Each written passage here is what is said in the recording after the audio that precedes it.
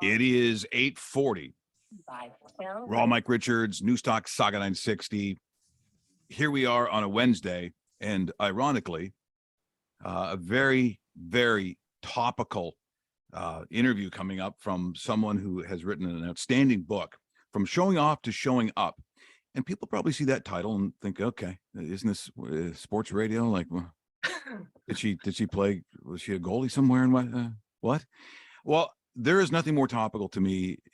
Lisa LaFlamme, by the way, is a subject that I know Bell would like to go away. And as much as they would like to cover it up like they cover up everything else, it was on NBC today this morning. People from all over, all walks of life, well-known people, not well-known people, companies, it doesn't matter where they come from, all have something to say about the disgusting manner in which Bell continues to operate. Of course, you know, from my experience, I understand that they're morally bankrupt and arrogant, which is a terrible combination. Was it from National Lampoon? Fat and stupid is not a way to grow up. Well, they continually show us that they just from an ethical standpoint have no moral compass whatsoever. And they're still continuing to get destroyed, but they still are kind of standing in there. They still are sort of, well, we can't continue to talk about it because of what we agreed with Lisa. And you think about the individuals, and there are hundreds and hundreds that they have done this to. Very few are you going to talk to someone like Nancy, who not only worked under those conditions of that time, but she had to put up with a bunch of garbage that not only affects your performance as a professional, but as Nancy will tell you about, you're also dealing with the human side of what you personally deal with, even if things were perfect. And people just assume those on television, they have a perfect life. Look at that job. What a great job. What is she talking to? Madonna? She's talking to Oprah. Oh, there's a picture of her family. That's got to be perfect. What a lucky person she is. Well, that's not always the truth. And I think exposing truth is an even harder thing to do. And Nancy has done that with this book. So Nancy Regan joining us, and we say good morning and thank you so much for joining us. Hey, Mike. Hey, everybody. Thanks so much for having me. You know, Mike, it's funny because you were in your intro, you were saying that this sounds like it might be a strange fit for your program, this book. But I've been listening for a while, of course. How could I not? I tuned you in a while ago and couldn't stop. But you talked about the golfer who is saying he's homesick. And that's showing up to me. So instead of wearing a mask to say, it's all good, I got the perfect life and I've, you know, got everything going on, I've got it all together, it's being willing to say, yeah, you know what, I'm close to falling apart. And that is the difference for me between showing off in the world, living your life according to other people's expectations and looking for praise, and saying, here I am, this is me, deal. Well, I can tell you that the outstanding people that Chris brings on every time Chris Houston brings on from the Idea Shop, that there is always more of a fit in life, and it crosses lines more than we think. So as you mentioned, in a book like this, they see a cover and they're like, well, how is that tie in? I can give you a great, as soon as I was sent this book, the first thing that occurred to me in the world that we deal with in sports over the years is my conversation with Georges Laraque. Now, Georges Laraque was known for essentially beating people up. His job, since he was whatever age in junior hockey, his thing was being this big, chiseled black dude who would go out there and beat the hell out of everyone for decades. Then I talked to him after his book came out. He basically is like a Buddhist. Mm-hmm. It was the opposite of what he really was about his entire life.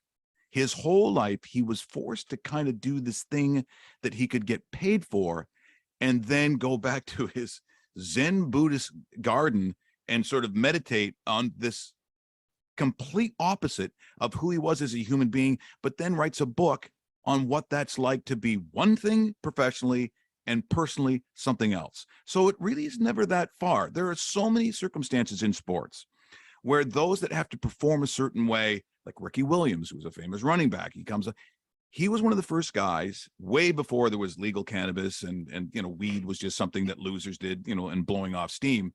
The only way to deal with his anxiety was to do that because he could not handle the head cracking, The whole thing that all we knew about him was that he would get the ball and smash through the line and score touchdowns. He's super famous. And then he basically go home in the fetal position. He could not come to grips with what he was being paid for, and how people knew him had nothing to do with how he felt inside, which literally crushed him. And I think when people reading your book, this is an application. It really doesn't matter your job. It doesn't matter your walk of life. This to me is more prevalent than probably at any other time in history I can think about a book coming out like this, Nancy. Well, it is about being willing to be your authentic self. And, you know, Jim Carrey, you talk about sports. It is, you're right, it's in every field. Jim Carrey has a famous quote about the fact that at some point in your life as an actor, you have to decide whether you're going to go to your grave as that persona that you created to make it, or strip it off and take the chance, is the world going to like me without it? And of course, he has done that. I am shocked by the response to my book, to tell you the truth, Mike, because it's striking a chord with every demographic. And that's not what I expected. I expected, you know, women 35 to 65, maybe. I heard from an 82-year-old man the other day who read it, to my shock, to tell you the truth. And he said, oh my gosh, you made me realize so much about myself by reading about your story. And I guess the way I think of it is I'm just following in the steps of other authors I've seen do this. When you really get vulnerable and super honest, raw, as in Mike Richards, then your story, the real truth of it, brings out something in the other person. So if you create something from a level of heart and soul rather than intellect, if people are open, that's where it's going to hit them. And that's the feedback I've gotten from hundreds of readers, to say, oh my God, you're telling my story. And in every walk of life, it's just that idea that, you know, we're going through the world with a mask on, and it's time to say, no, I'm taking this off. For me, my hair has been in the news this past week. It was partly because I decided when I was 50 to say, okay, I'm going to be working on this project that is aligned with my journey to becoming more authentic. And, you know, that word has kind of been a dirty word in the past few years. We're coming back around to saying, yeah, you guess what? It's okay to be authentic. In fact, it's where we want to go. But I was interviewed by CTV Atlantic on Tuesday, and I was quoted widely as saying, hey, I'm not an old gray mare, I'm a silver fox. And that's how I want all women with silver hair to think.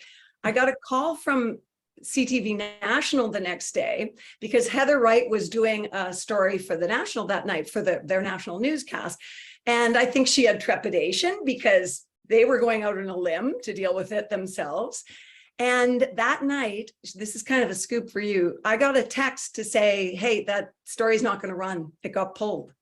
And that's the story that became, it hit the news yesterday, that just last week on Wednesday, there was an incident of interference. And that apparently the network said, you have to take these two images of Lisa LaFlamme out of that picture, out of that story. They were doing it about Doves Keep the Gray, and about, you know, Wendy's might have been coming online at that point as well. Anyway, the network pulled the story because the reporter and the producer said, no, we're not taking it out. Well, that ended up on CNN. A friend of mine sent me a story this morning saying, hey, you're in this story on CNN. Way to go. Too bad they didn't mention your book. But see, this is what I find to be so incredible from a company that came up with the let's talk, when it is the opposite in philosophy of what they do, which is why I think a lot of people deep down do hide certain feelings, because you don't want to be found out. It's like this secret that you hold within yourself. Now, when people come to that conclusion, right? So let's just say emotionally and spiritually, you're doing a job and you realize that maybe you can't do it, or you feel like you're not being authentic to yourself. A lot of people, Nancy, are not going to go, I'll write a book about it.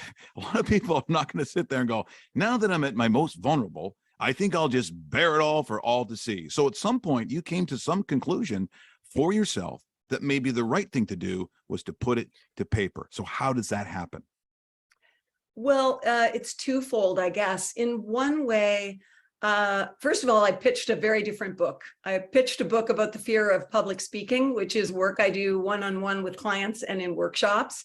And I got a publisher, and that was great. And then the publisher, when they were reading the stuff I was writing, said, you know what, there's a much deeper book here. I'm a soulful, I take a very subversively soulful approach when I'm coaching, because I believe, as much as everybody says, just be yourself when you get up on stage, if you don't like yourself, that is the hardest thing to be.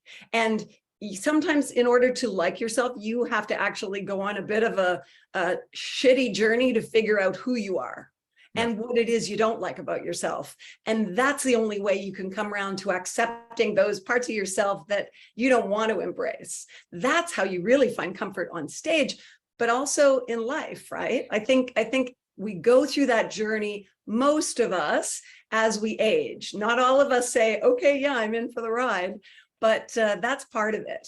And the other thing is that I really, when I had to answer that question that comes up for a lot of authors, which is part of imposter syndrome. Who am I to write this book? Like, why should anyone want to read what I have to say? It was the fact that people held me up on a pedestal, as strange as that sounds coming out of my own mouth, but people held me on a pedestal because I've interviewed famous people and because I was on TV for a long time. I have a profile in the Atlantic region.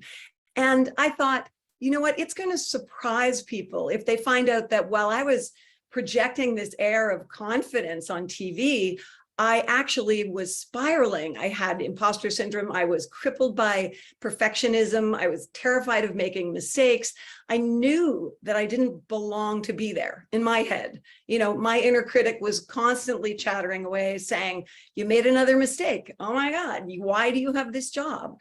And in a way there, I was set up for that because I slid into the position of co-host of Live at 5 at the age of 22 with nothing but a Bachelor of Arts from State of X. And I was an actor. And I could pretend, I could watch Oprah and say, I can do what Oprah can do. And I could write because I was an English student.